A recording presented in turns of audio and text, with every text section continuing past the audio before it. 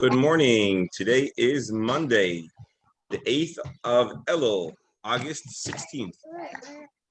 We're presently studying the Talmud, entire Talmud, one page, one line at a time. Currently studying Masechet Shabbat, chapter 7, page 71a. So until recently, till yesterday, we were studying 770. But now we're on 771. And we're studying Masechet Shabbat. The name of our chapter is Klal Gadol, and I'm going to give another brief overview, although we did it yesterday, just to keep everybody oriented. This is a new chapter. I mean, it's not so new. We've been doing this for a week and a half, 2 weeks. And the chapter revolves all around, well, ultimately, we're going to get into all the different melacha, all the different kinds of classifications of melacha, of prohibited work on Shabbos, which is really the meat and bones of Masechet Shabbos. All of the malachas. We've touched upon a number of them, and now we're going to address them in a systematic way. But before doing so, the Mishnah had an introductory, or the chapter had an introductory Mishnah, which explains that sometimes a person, due to lack of awareness about Shabbos period, they could bring a single offering from all of the desecration of Shabbos that they had done inadvertently their entire life. As we know, a person brings a korban chatas, an offering for inadvertent desecration of Shabbos. The Mishnah also says that it's possible that someone knows about Shabbos, but they did not realize that today was Shabbos. And because they didn't realize today was Shabbos, they did a whole bunch of different things. They went into the field and they did some harvesting, and they took their car out they went fishing and they went hunting. I don't know, they did a bunch of things. And then they discovered that it's Shabbos. So the Mishnah tells us that all of those events, all of those activities that happened with a single lapse of knowledge, a lapse of awareness, that today was Shabbos, all only warrants a single offering, single korban chatas, because there was a single mistake. They didn't realize it was Shabbos. However, and this is probably more common, that a person is aware that it is Shabbos, but how should they know? Shabbos is complex and intricate, many details, many ways that one could end up not being compliant with Shabbos, so to speak. And so therefore, I need you guys to move. I'm here, guys. And being that there are so many different ways that a person might potentially not be Shabbos compliant, they might be doing a melacha, a prohibited activity, they would then need to bring a korban, an offering for each of those activities. That's the gist of the Mishnah. We've been talking about it for around 2 weeks. This is, in a sense, unique to Shabbos in that there is a single mitzvah called observing Shabbos, but there are many different classifications of melacha that would all be considered. It would all be considered non-compliance with Shabbos. Now, yesterday, well, Rebel, we're going to welcome Rebel on. This could be quite complicated, as one could imagine. It's complex to keep track of all the different activities and when they might merge and when they don't. And so someone proposed yesterday developing an application, a smartphone application, where we could input all of our Shabbos activities, and then it'll I don't know, do the math for us and tell us, okay, you owe 2.5 offerings, and then maybe you could link it to your credit card and they'll automatically purchase a token. I don't know, we could figure this out, and maybe we'll have a lot of big earnings when Mashiach comes. But anyway, so that's generally what we're talking. Yesterday, we talked about a surprising sub issue over here, which is sometimes on a single Shabbos, you could do different things with different frames of mind, or in a different frame of mind. What do I mean? A person could wake up in the morning and cook themselves an omelet, and I don't know, and go to the farm and barn and do some work, and then realize, it's Shabbos. It's Shabbos now. And then they could go on and do other activities, perhaps the same activities, while knowing it's Shabbos, but not realizing that those very activities are also not Shabbos dik. Those are not things that one should do on Shabbos. So the Gemara introduced us a question of Rava: what happens if you do koitzer and toichin? You cut something off the ground and then you grind it up. 2 different Shabbos prohibited activities. And initially you do it not even realizing that it is Shabbos. Eventually you discover it is Shabbos, but you still didn't realize that. those two activities are prohibited. And then we had a discussion about the fact that it's plausible that according to Rava, sometimes a single offering would give coverage for all four mistaken Shabbos transgressions. And sometimes you might need two offerings according to Rava. And according to Baya, there's something called Greira. You bring a friend, you drag one act, the carbon for one act could hypothetically drag along its friend, if you will, its companion, Shabbos desecration, which could then, in a certain circumstance, drag all the associated Shabbos transgressions. That was yesterday's discussion. And today, really, we're going on to a next subject, which Beryl mentioned. I don't even think we brought it up in the Gemara, which is the question of Chatzi Shir. Until now, yesterday we mentioned, and if this sounds a little confusing, I want to admit it is a little less relatable, perhaps, or it takes a little more effort to identify or relate with this part of the Shabbos observance. But we're talking now about the fact that in order to be considered non-compliant with Shabbos, for example, you turned on your mill and you're grinding kernels into flour, let's say. So we mentioned yesterday that it has to be the volume of a dried date. In Hebrew, kigro geret. Now, what if you did less than that amount? What's the deal then? Is that okay to do on Shabbos? So we mentioned yesterday it is certainly not okay to do on Shabbos, but one may not yet need to bring a sin offering for doing a small, minute amount less than the shear. So now the question becomes, is there a way that they could be fused together? And that's what we're going to see inside the Gemara. A little bit of a detailed subject, but I think we can get through it. And as yesterday, we're going to have a slightly shortened session. And one more thing before we start, this week's learning is dedicated Le'iloi Nishmas. Let me look it up so we'll get it right. Le'iloi Nishmas Chaya Leah Bas Aryeh Leib Aleha HaShalom, whose yahrzeit was last Friday, but we didn't have a shir last Friday. We're dedicating this week's learning in her memory, and her grandson rather, is a devoted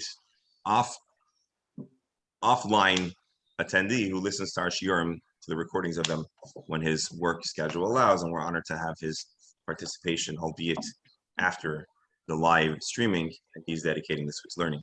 So folks, you see, it's not just our shiur has long-reaching effects, and all of you, my dear friends, contribute to that experience. So thank you. So now let's share the screen and let's get started. And again, we're chapter 7, page 71. And let's go through this. And again, as always, I welcome comments, questions, particularly with these complicated Gemaras. Your questions or your comments help us clarify and make them relatable. So I want to thank you for that. Here's how the Gemara goes. Milsa of Dipshita Lahu, Abaya Beracha.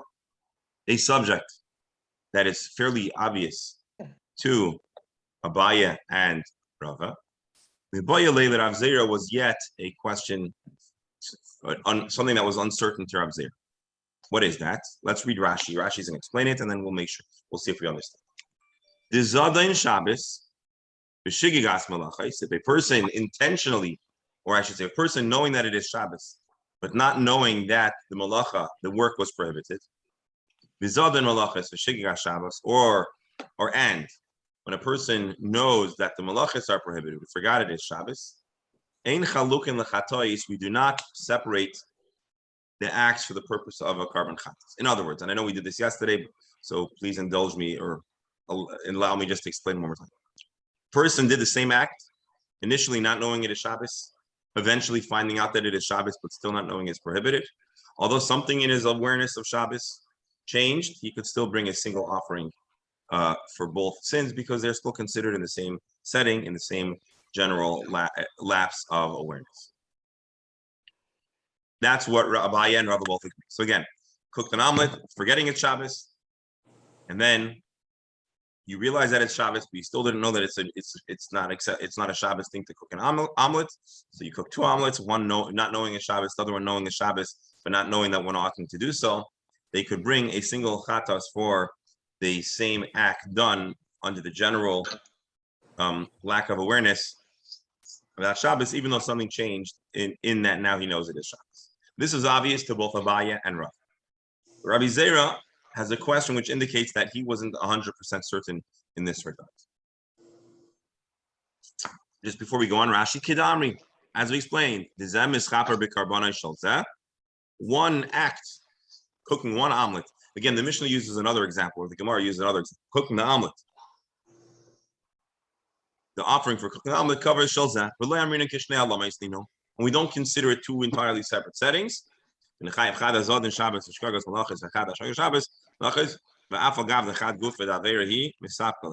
although to Abaye and Rav it's totally obvious and utterly certain that there's only one carbon brought, Rav Zera was not 100%. Rabbi Zera have a recording. We've recorded the fact that Rabbi Zera asked Rav Asi the following question, or Rabbi Steinsaltz's words, the following dilemma. Alternatively, this was a question asked by Rabbi Yirmiyah of Rav Zera. Yeah, I'm just going to hit mute because I'm hearing my voice, but please unmute for questions, comments.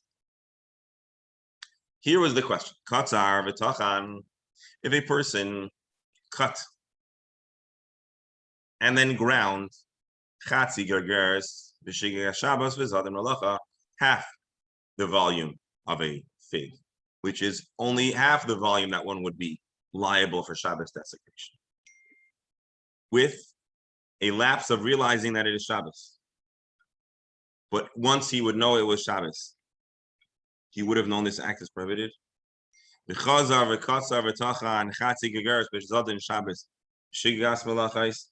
on 1 second.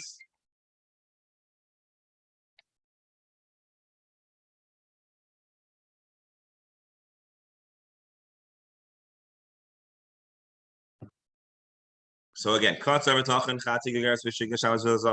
guy did half the volume, which is not a lot. Not realizing it is Shabbos, but realizing the act was prohibited. And then he went on again later on that day and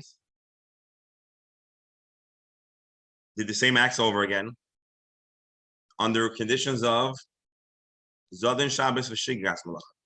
We'll have to find out how that happened, but ultimately it seems like initially he realized the act was prohibited, but he didn't realize it was Shabbos. But then he went on and was under the impression that although it is Shabbos, it is permitted.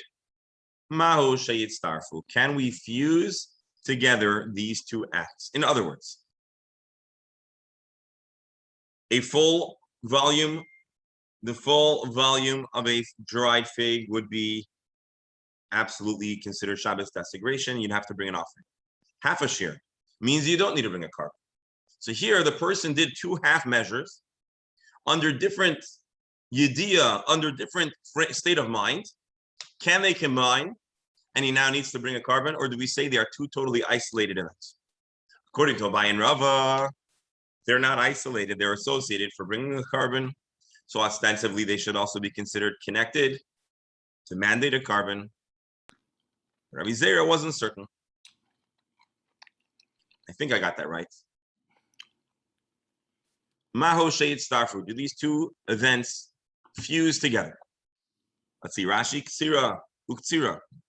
The act of Ktsira and then the second act of Ktsira, each with half the volume together making up the proper volume. Do they gather L'cheshi or V'yischayev? Miheva Helamacha. Do we consider this one single setting, one single a lapse of awareness, and they do combine together? Do we look at them as two separate events, two separate settings? Rabbi. Yes, Reb Beryl. That's why I was so troubled with the minimum amount required for an Avera, because it opens up a tremendous can of worms. It does. There's a lot of scholarship that talks about the Chatzi Shir because of that exact question. But ultimately, Reb Beryl, you always have to have we always need to define the full context of what's considered a breach of Shabbos or anything. The Torah needs to know, because we're all humans, we all make mistakes. And so Rabbi, this automatically applies for Yontif? I don't want to go there. Okay. There is a whole discussion for Yontif. but I don't want to go there now if that's No, okay. no, I was just thinking if this was specific to Shabbos Averis. For the purpose of our conversation, we're discussing Shabbos. Okay. The reason why I don't want to go there is because there are a number of commonalities between Shabbos and Yom Tov, but there also are a number of distinctions. And so it's easier for now to just isolate the two.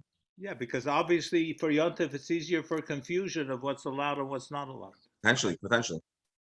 So Judaism and in the Gemara, and you see this especially when you get to the Rambam, but it's in the Gemara too, where every act, a mitzvah, has its shiurim, has its measurements, to fulfill the mitzvah of lulav and esrog. Okay, it's the four kinds. Are there minimum requirements? What makes an arava kosher, a dasa kosher, and right? All those things are relative. So halacha as well, because to bring a carbon is a big deal, both a big burden on the bringer, and also you don't want to bring a carbon if it's not necessary. Well, then we need to give an exact definition of when a person is considered chayiv. This is, of course, not to say that under regular circumstances a person should do any act less than the shear. It's simply for today's conversation about do you bring a carbon. So again, an interesting question. I know it sounds a little complex, or maybe a little like too big gritty, but that's the question. Can these do two halves create a whole, or because the person's frame of mind was different, they are considered two isolated acts, and therefore do not make a person chayiv to bring a carbon? By the way, we could look at this the opposite way. Let's say matzah, right on Pesach. To fulfill the mitzvah of matzah, you have to eat a certain measurement. So is there a hypothetical circumstance that you could break up a person's eating into two settings and they might not be? Anyways, we'll get there later. Mahu sheyitztarfu. What is the halacha? Do they connect? Amar lei. So Rabbi Zera responded, or Rabbi Asi responded to Rabbi Zera. Chalukin lechatois v'loy mitztarfin. Rashi. Unlike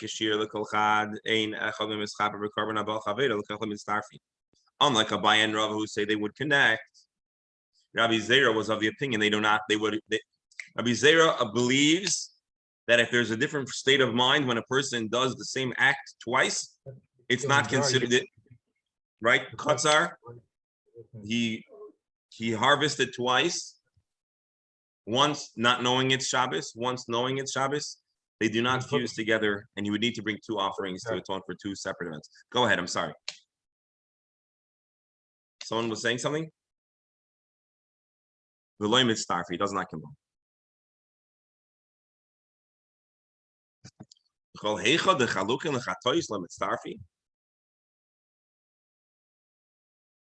Now the Gemara asks a question. Here, I want to pause. I want to make sure the Olam here understands what we're saying. Any questions, comments before we continue? Clarifying or otherwise? All right, we'll try to continue. Just because two acts would potentially need two separate karbanos, two separate atonements, does that mean that they don't join together to be considered a single problem? They should still warrant a carbon, even according to Rabbi Zera, who says that under normal circumstances they would not fuse. Why? And now we're going to introduce a Mishnah that talks about what we talked about yesterday, eating chalif. So on Shabbos, you're not supposed to break Shabbos. But the other time that we talk about shiurim, volume to be considered a sin, to be considered a problem, is the consumption of unkosher food, right? So let's pause for a moment. Kosher is something we all relate to. And in a diet-centric society, we also understand that how much you eat is also significant. And so let's say a person isn't meant to eat shrimp. You shouldn't do it. But there may be a minimum, if you eat a very small amount, one might not have to bring a carbon. But if you eat the full volume, a zayis, the size of an olive, then you would have to bring a carbon, and it would be considered a full-fledged breach of keeping kosher. Now, the Mishnah wants to get creative. It doesn't talk about eating shrimp. it talks about something that was much more prevalent in Israel, which is, like we said yesterday, chaylev. As we know, there are certain fats that were prohibited to be eaten. They were meant to be brought on the altar. And so that's where a common scenario where you could have a person eating half an olive volume of fats that are prohibited, they're not kosher. And then you can have another half of olive. The question then as well is, when and how do they combine? V'atanan, we have a mission that teaches us as follows. The person eats two. I know you're having a hard time, as am I, imagining under what circumstances a person is going to be very interested in gobbling down a olive volume of animal fat. I agree. So I don't know. Maybe it was attached to delicious steak. I don't know. But whatever the circumstances were, if a person ate two settings, two dishes of chaylev, the helam echad, two separate bites, maybe it was a chaylev sandwich, in a single lapse of awareness, meaning he didn't realize that the tub of chaylev he bought was actually prohibited, it's not kosher. So being that he did the same act, he ate the same chaylev, even though it was in two different settings, but he never realized that what he was eating was unkosher, he brings a single carbon. Now, what about if you eat another unkosher item? Now, I know this is unappetizing,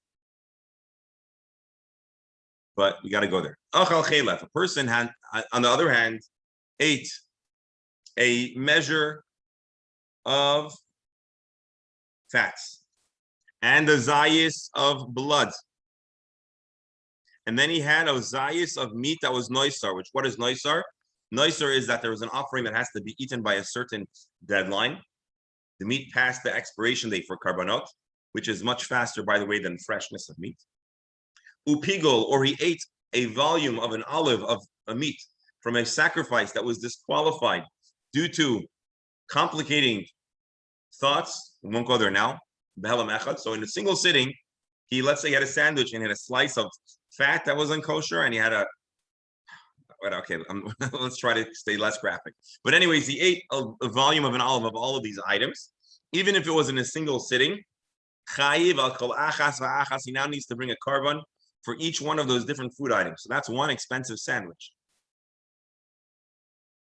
This is a stringency when you're eating different kinds of foods, different kinds of unkosher foods. You can eat the same kind of unkosher food and you only bring one carbon. But if you inadvertently ate five different food types of unkosher stuff, you would end up having to bring 5 carbonates. Again, very expensive sandwich. So, Rabbi, if we're talking about kazayit, the same thing for Yom Kippur? Something like that, yes. Which is, again, why when a person absolutely for health reasons, for pikuach nefesh, needs to eat, needs to take certain medicines, right? There's certain medications that you cannot miss a day. Or there's certain people that their health condition does not allow them to fast, absolutely. So, of course, health, well-being, and life takes precedence on just about everything in Judaism. So if a person needs to totally eat to survive, to not become terribly ill, then of course they can eat. But you have other people that are somewhere in the middle where they don't need to eat a ton all the time, but they do need to take some water, do need to remain hydrated, or maybe someone that's diabetic that has needs, right? So then a lot of times the ideal scenario, and this is not a discussion where we're giving halachic advice, this is just a shir where we're talking more on the abstract, but many times a Rav will advise a person that wants to keep Yom Kippur, but they do need to have some water, some food, to have a nominal amount, a small amount of water, over 10 minutes or so, because what they're essentially advising is have less than the volume that would be considered a absolute desecration of Yom Kippur. A person that doesn't need to do so should not even take the slightest sip of it. But when the question is, what is the preferred way, they would tell you to do it less than the volume that's considered eating, halachic eating or halachic drinking. And so, Rebel, that is correct. Now, the difference is that because, God forbid, breaking Yom Kippur without needing to is a very severe circle. Well, actually, let me take that back. It's possible that you'd have to bring a carbon that as well. That's why it's cheaper to eat a single sandwich with just one unkosher item, carbon purposes, than a bunch of different items. Now realize, here we're talking about the person didn't realize they were eating something that was not kosher for them. If they realized, it would be a whole nother atonement regimen. But now, Here is an additional stringency when you eat a single item over other items.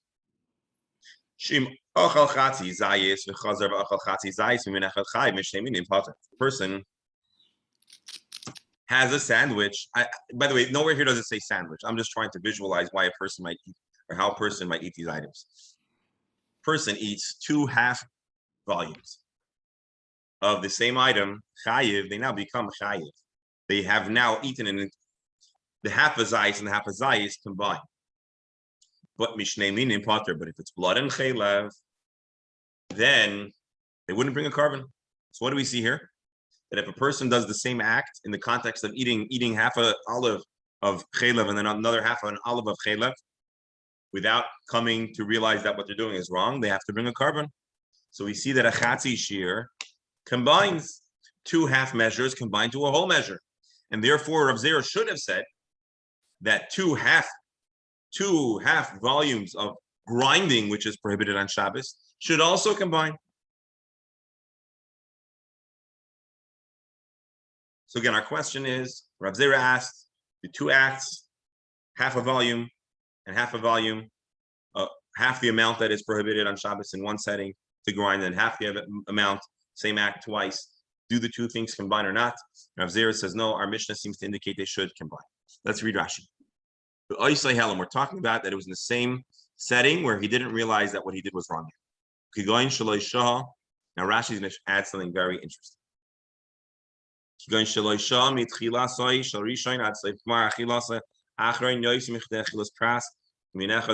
Rashi adds a very important and strict or restricting principle. For half a volume of food and half a volume of food to combine, it would have to be eaten in a measure of time called Kedei Achilas Pras. The amount of time that it takes to eat a setting of a serving of food, which is usually something between 7 and 10 minutes or 6 and 10 minutes. And that is, by the way, what I was talking about on Pesach. You know, people try to rush to eat the matzah in a certain window of time. It's because they're trying to eat all that matzah within the window of Achilas Pras, the amount of time it takes to eat a setting. Now, what's complicated on Pesach is because certain people want to have 2 zaysim or more of matzah in the amount of time it would have typically to eat a single kazayis. And that's why in certain places you'll see a lot of scrambling and compressing and crunching of matzah, because they want to get it within that window of time. Back to our subject, Rashi says if you have 2 half volumes, they would combine, but there's an important caveat. It would have to be close to the same, close amount of time. So the Gemara, let's see. Well, actually, the Gemara. So we quoted a Mishnah that talks about non-kosher food, biblically prohibited, severe non-kosher food, such as blood and fats, and it talks about the combination of 2 half volumes. I gave you a conclusion, but the Gemara actually was wondering before coming to this conclusion.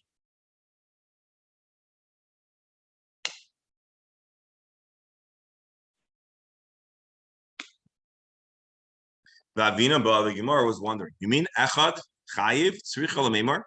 Isn't it obvious that if you eat the same item, half a volume and half a volume equals 1 whole volume? What's the chiddush? You already know you have a kazayis, you have the olive size of chaylev, you're chayiv. So this added line, you ate half and then half is whole. It's like you're teaching us math. We know. So the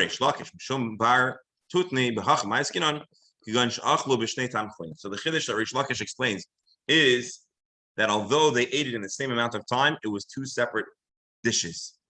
They bought 2 different sandwiches from the vending machine.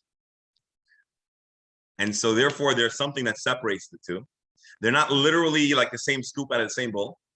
And so maybe they would be separate. But Rashi actually makes it a little more clear. Maybe there are even 2 different kinds of dishes. One was boiled, one was roasted, one was boiled, one was grilled. And so they're really 2 separate items, but they have the same halachic classification, right? You can have a piece of meat that was roasted and you can have a piece of meat that was broiled or boiled or whatever. They turned it into a hot dog, I don't know.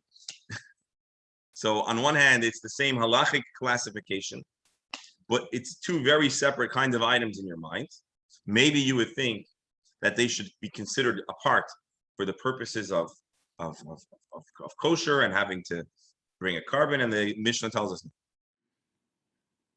Rabbi, you could have somebody with non-kosher meat and non-kosher fish. I apologize for Monday. I'm leaving soon. Beryl, we're pleased to have you on, and this is in my opinion a heavy Gemara. So Chatzi Shir halftime is equal whole time in this for the purposes of this Gemara. See you tomorrow, Mr. Hashem. Actually, Beryl, we're gonna wind down in a minute or two as well. Thank you for joining, and send regards. All right. So again, a Mishnah says what appears to be the obvious, like 1 + 1 = 2. You don't need a Mishnah to tell me 1 + 1 = 2, or half plus half equals whole.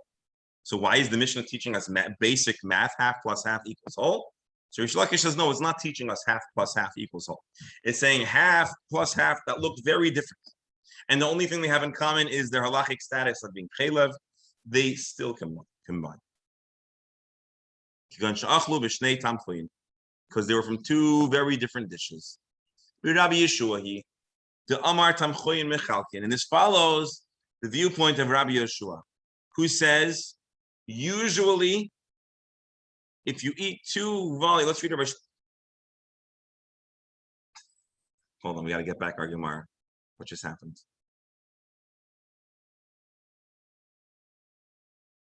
Rabbi Yeshua teaches that usually, if you eat the same food type, halachic food type, but in a very different presentation, mechalkin, it separates the two foods for the purpose of atonement. Let's read Rabbi Steinsaltz's commentary.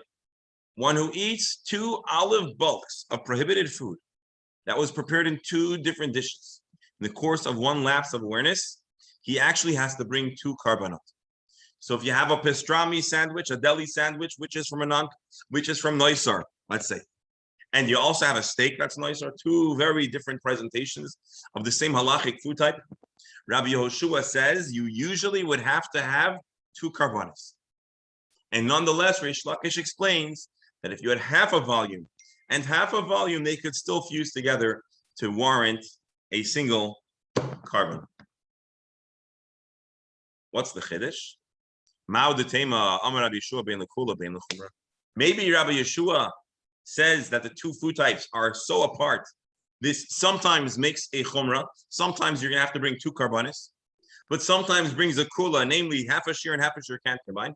Kamash malon to the kula le'amar lechumra kamar. And Rabbi Yeshua says that the foods, the same kind of halachic food, prepared in 2 different ways, doesn't combine. This is only lechumra that you'd bring 2 karbanis, but not lekula to extricate you from a scenario where you had half the volume and half the volume. Then Rabbi Yeshua says they do combine, and now mazel tov, you have to bring a carbon for eating non-kosher food item. Lechumra kamar. My friends, we've reached Chatzi Shir. This is more or less the halfway point of our typical hour Shir. It's been both heavy and also because of some folks are about to re-enter the studio. So we're going to draw this session to a close. I want to thank you. This is especially Dr. Hammer, you had a vacation and you came back on and we were like really, what's the word? We're really pushing the limits of, but so this is today's Gemara. Again, imagining what we're going to have to consider when Mark helps us create our app. We're still looking for a good name, but suffice it to say it's complicated. A Jew in temple times bringing a carbon, how many offerings do they bring? As you can see, it's highly complex. For the purposes of Shabbos, we are trying to figure out when 2 acts combine together. It's not entirely simple, but generally speaking, when it is the same kind of act, they do warrant only a single carbon. When it comes to kosher, it's a whole lot more complicated. As you've seen in today's discussion, we spoke of the fact that sometimes the same kind of food gets a single carbon. Different kinds of foods, even if they're in the same sandwich, each one needs its own carbon. Where it gets complicated is when you add less than the volume that would hit the threshold for a carbon. Same item, different preparation. Do they combine or not? And at the very least, our Mishnah, according to Reish Lakish, he understands that we're talking about two kinds of foods, although usually they don't combine. That is only l'chumra to warrant two separate karbanis. But in our case, one would still have to bring a separate carbon. With Hashem's help, tomorrow we'll tie this all up and we'll move to the next discussion. So I want to thank you all for being here today for this Gemara. Again, Doctor, welcome back. And I want to close as we opened, mentioning that this week's learning is dedicated Li'iloi, Nishmas, Chayalea, Vas Ayaleib, and in prayerful wishes for good news for all of Klal Yisrael. My dear friends, one last thing. I'm in New York. And within the next